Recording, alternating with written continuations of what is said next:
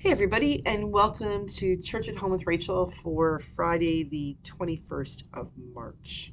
Glad to see you here today. I am the great privilege of this morning being able to host our diocesan executive committee, which is the folks who help run the diocese between synod services, between the big sort of annual or the big general meetings we have of the people who gather on behalf of the congregations.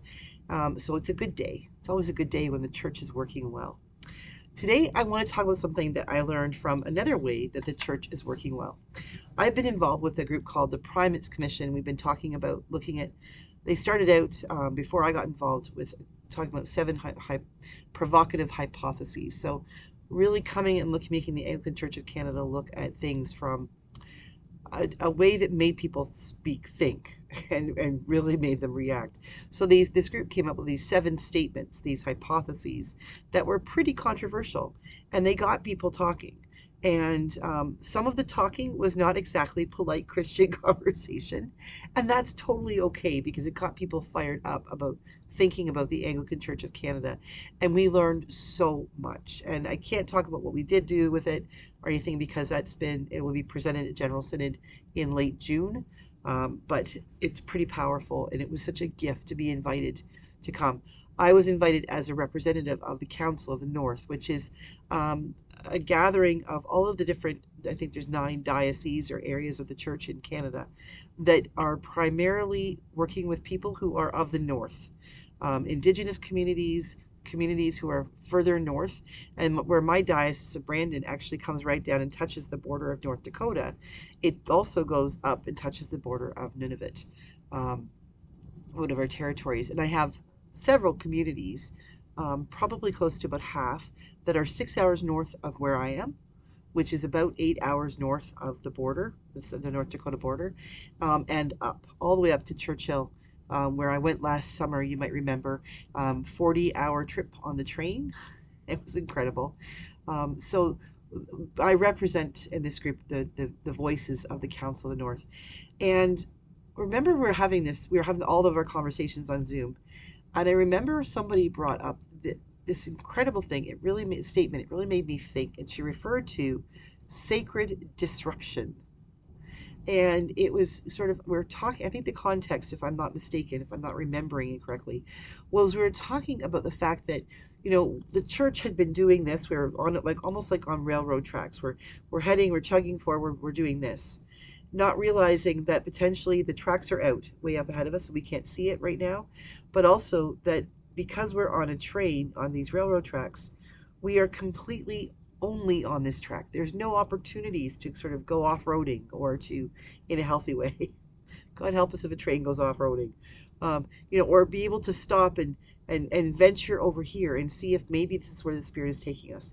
And she referred to the fact that our questions, these hypotheses, which garnered all kinds of feelings, good and bad, positive and negative.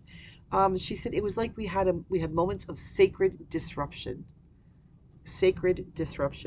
because we're on the track, our train is chugging along, and all of a sudden it's like slam on the brakes. Here we go, like everybody pushes forward because we just hit hard, we stopped hard because we were disrupted. But we weren't disrupted by a moose on the tracks or the tracks being out. We were disrupted because God was saying, hang on, hold your horses, think about where you are, pay attention to what's happening. Sacred disruption. All of us, well, we're living in a great deal of disruption, aren't we? But all of us will recognize those moments of disruption, those times when things just went sideways or came to a screeching halt that we didn't ask for, we didn't want. And now we have to deal with it. Things have been disrupted. But what happens if the disruption was because we weren't listening to what God was saying? What if the disruption happens because God's like, okay, you numbskulls, I'm going to drop in here for a second. Over 2,000 years ago, I can just imagine God talking to God's self with the Spirit and the Word before the Word was made flesh, saying, down there in Bethlehem and Jerusalem, all those places, they're just not getting it. They're praying their prayers and they're standing with phylacteries in their head and they're doing their thing and they're completely missing the point with their 613 laws. I am going to give them a sacred disruption. I am sending you, the Word, to be incarnate, to be made flesh, to go down there and disrupt their lives. And look what happened. There was a whole heck of a lot of disruption. Still is.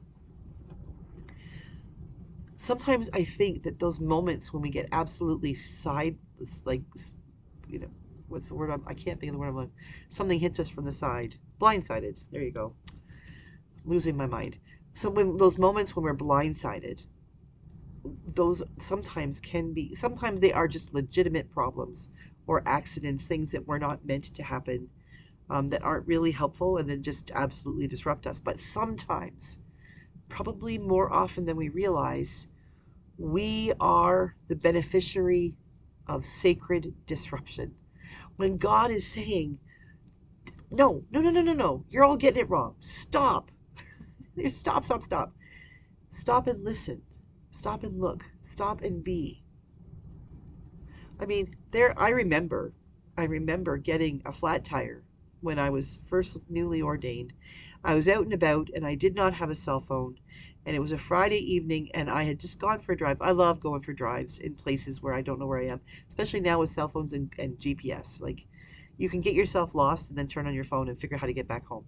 Well, I didn't have one of those, and I got a flat tire in my new car, new to me, 3-year-old Saturn at the time, 1999. Good little car, but I got a flat.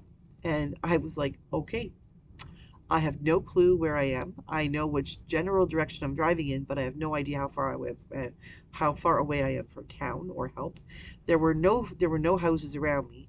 And just as I was about to I get out of my car and lock my doors because I'm going to go hoof it, a woman pulls up in her little red, Chrysler or something, and she rolled down her window this much, and she opened her window and said, you know, are you okay? Do you need help? I said, well, I got a flat tire and I don't have a cell phone.